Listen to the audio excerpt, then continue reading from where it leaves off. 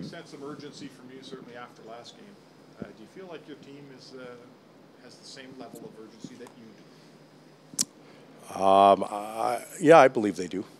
They do. They know where we are. They also know that we got a road ahead of us that we can climb. And but I think the sense of urgency showed up in practice today. We made sure of that, especially in the power play area, which we spent a lot of time on. Where sometimes it can get away from you when you're working on specific sets or reads or anything like that. This was an open power play practice where the intensity was pretty good. So I do sense that they get it and they want to improve. It seems like the main change with the units might be separating Leon and Connor onto different units. Maybe just discuss the process there. They both are capable of playing in a certain area in the offensive zone. They both are capable of quarterbacking a power play unit.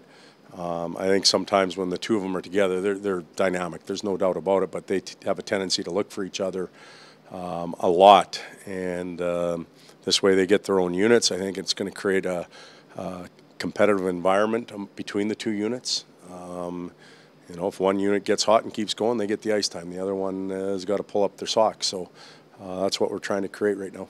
Is this basically just a case of 10 games being no longer a small sample size? You had to do something? Well, you know what's interesting, and it's sometimes not a good idea to balance it this way. Last year, and I prefer not to talk about last year anymore because every year is different, but we started 7-1, and then we went 2-7-1 in our next 10 games. We're having that 2-7-1 segment right now, although we're a little bit better than that. Power play was struggling. Penalty kill wasn't real good during that time frame. You know, we have the tools, we have the necessary pieces to play better hockey, but we have not, other than maybe on opening night, been able to put 18 players together that are playing their close to their A game. We find a few and a few fall off, and that's usually an indicator of an average or below average record, and we're living proof of it right now. It looks like you mixed up your top pairs with Darnell and Larson, who you saw briefly in the playoffs last year. Oscar specifically, you know, played very well as a tandem with Larson last year. He's had a few, you know, ill-advised pinches maybe at the wrong time that led directly to goals. What haven't you seen in Oscar's game? Is it just a confidence level? He feels if he makes a mistake now he's questioning himself. Are you seeing that as a coach, or is it just him making wrong reads? Well, it's a little bit of both. You know, the confidence comes from making the right reads. Not feeling good about your game comes from making the wrong reads. It goes together, confidence and play. And I think that in my opinion, Clef is a little indecisive right now. He's indecisive defensively. He's indecisive offensively. You know, shooting. He's got a tremendous shot. It's not getting to the area that he's targeting, whether it's blocked or he's missing the net. And you know, those are individual struggles that affect the team play.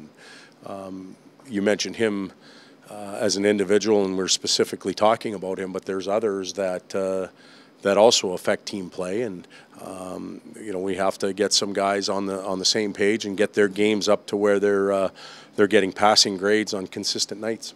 How do you do that? Because if your top defensive pairing isn't going, the team's not going to be going. Well, it's tough because you have 6 dressed each night, possibly 7, and you know, we spend a lot of time talking about our number 6 and 7 and what we have coming in the system, but 1, 2, and 3 have to get their job done.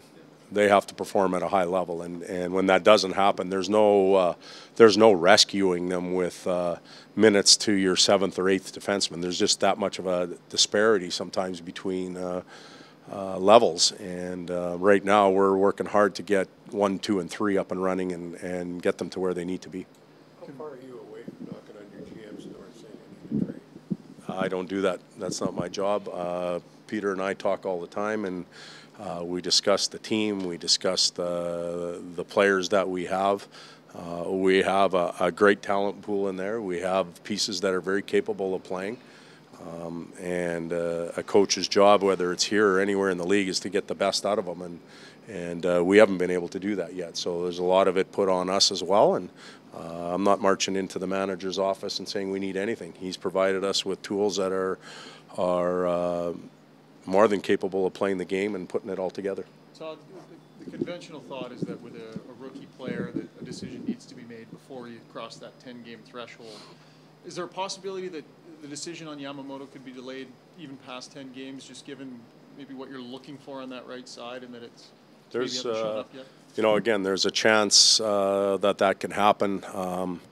Thresholds are much more the business side of the game, the cap, the management, the contracts, the future.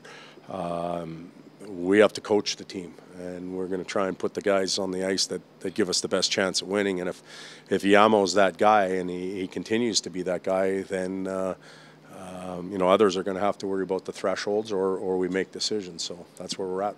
With Anton Slepyshev, Todd, do you look at incorporating him into your penalty kill? If a guy's not on one of your special teams units, it's really hard for them to stay in the game. And for bigger bodies, if you sit for 8-9 minutes, I'm sure it's tough.